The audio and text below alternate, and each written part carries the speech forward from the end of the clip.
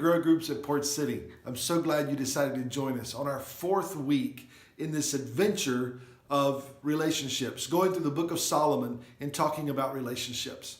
So up until now, it's been quite the romantic adventure, right? So they start out dealing with attraction and developing themselves and growing the characteristics necessary to be attractive in a godly way. Then they recognize the seasons, and they're going through the seasons, and they're working through the seasons, and they're so in love. I mean, she's telling him how much she loves him. She's lovesick, and he's telling her how beautiful she is. Then they get married, and it's a beautiful, beautiful ceremony. And then chapter 4, last week, it talks about intimacy, and it gets pretty blatantly obvious what they're talking about as they're experiencing their honeymoon night. Then chapter 5, something happens. So apparently she's sitting at home at night waiting on him to come back. Maybe she's thinking of him and hoping that he'll come home and give her some kisses and just talk to her, and maybe they'll have a romantic dinner. But he's out late.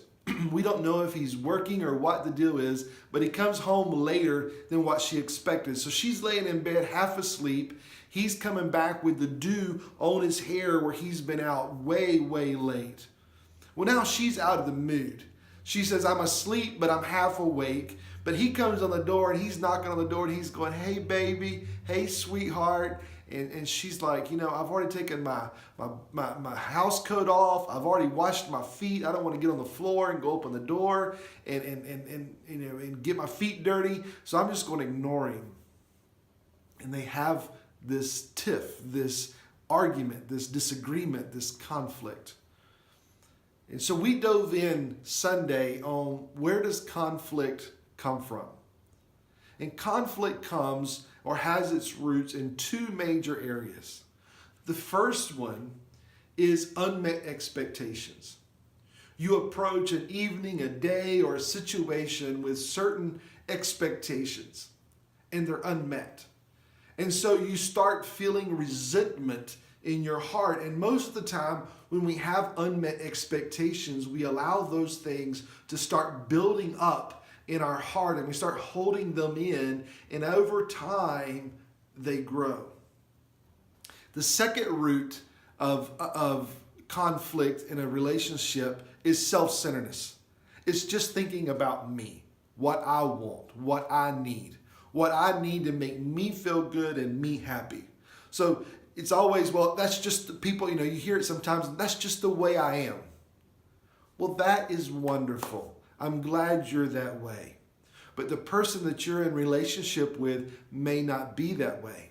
They may have a different set of needs, a different set of desires.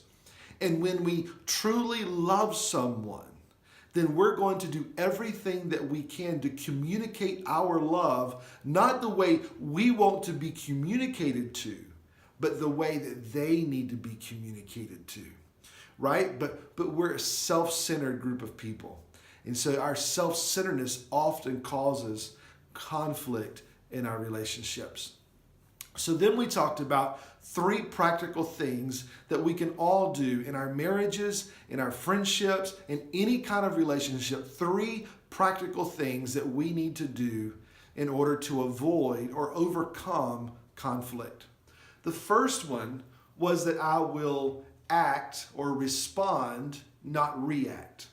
In other words, when conflict arises, I will address it, I will speak to it, I will have a conversation, but I'm not going to react. One of the most common reactions is we start criticizing. We start defending our position, and we start criticizing. And the criticizing normally uses 2 words, either never, you never do this, or you always. And you always respond this way. You always act this way.